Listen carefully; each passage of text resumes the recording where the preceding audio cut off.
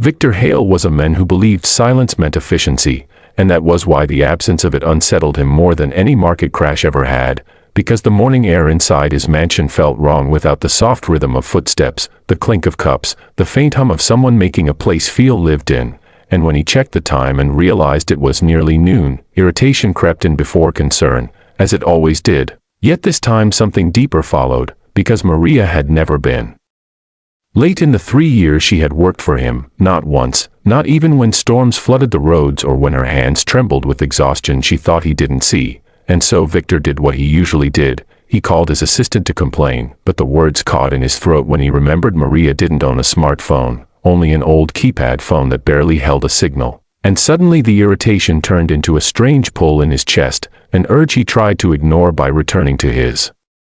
office, staring at numbers on glowing screens that no longer made sense, memories intruding instead, of Maria quietly setting down his coffee every morning, of how she always asked about his health when he coughed, of how she listened without speaking when he once vented about betrayal in boardrooms, and before he knew it he was standing, grabbing his coat, pulling out the folded paper from his desk drawer where he'd written her address long ago out of habit, an address he never imagined he'd use. And as his car left the polished city behind, Victor felt like a man driving backward into a life he'd sworn he escaped, past cracked asphalt, rusted fences, and forgotten neighborhoods that looked too much like his childhood, until finally he stopped before a small wooden shack leaning tiredly against the earth, plastic water cans lined up outside like guards, and for a moment he wondered if he had the wrong place, until the door creaked open and Maria stepped out, her eyes widening not in relief but in fear. Fear sharp enough to slice through Victor's confidence, and before he could speak 2 children appeared behind her, one boy clutching her skirt, one girl holding her hand, their faces thin, their eyes alert in the way only children who grow up too fast learn, and Victor felt the first crack in his certainty, because in all the stories he had told himself about Maria, none included this. And when he asked softly why she wasn't at work, Maria's voice trembled as she said she was sorry, that she would come tomorrow, that she didn't mean to cause trouble, and the way she said trouble told him she had lived her life avoiding it, surviving on silence the same way he once had, and when Victor insisted on knowing the truth, she looked down at the children and whispered that they were the reason, that her son Daniel had been sick all night and the clinic demanded money she didn't have. And Victor's mind immediately leapt to solutions, money, doctors, influence, but before he could offer any of it, Maria spoke again, her voice breaking, telling him there was more, that she had hidden something from him not because she wanted to deceive him but because the truth would have cost her everything. And as she spoke, Victor felt the ground tilt beneath him, because the truth she revealed wasn't just about her, it was about him, about his past, about the brother he had buried in memory, the brother named Thomas who had vanished 15 years earlier after stealing company funds and disappearing with a woman Victor never bothered to search for, the brother Victor had erased from family photos and conversation alike, and now Maria stood before him admitting she was that woman, that Thomas had loved her but had been haunted by his own mistakes, that the money he stole was meant to give her and the children a chance to escape poverty, not to enrich himself, and that when Thomas died in an accident at a construction site under a false name, no one came to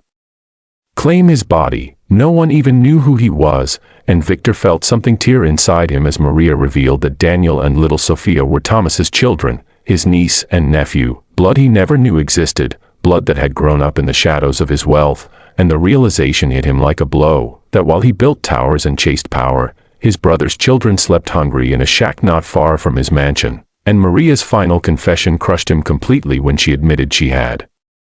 taken the maid job under a false name because she needed to be close to the Hale estate, close enough to feel her children's father hadn't been completely erased, close enough to survive, even if it meant scrubbing floors under the feet of the men who unknowingly held their fate. And Victor looked around the shack, at the thin walls, the cracked floor, the children's worn shoes, and something inside him broke beyond repair, because he saw himself there, a boy once cold and hungry, saved only by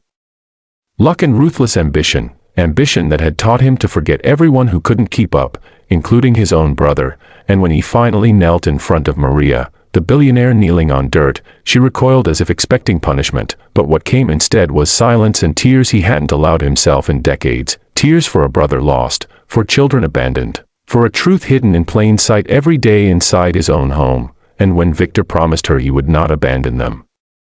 Not out of charity but out of responsibility. Maria didn't believe him at first, because promises from powerful men had always meant danger in her life, but when Victor took Daniel in his arms and felt the boy cling to him instinctively, as if blood recognized blood, he knew his life had shifted forever, and as the sun dipped low behind the silos, Victor understood that the truth he was never meant to see wasn't Maria's secret, it was his own reflection, a man who had confused success with worth,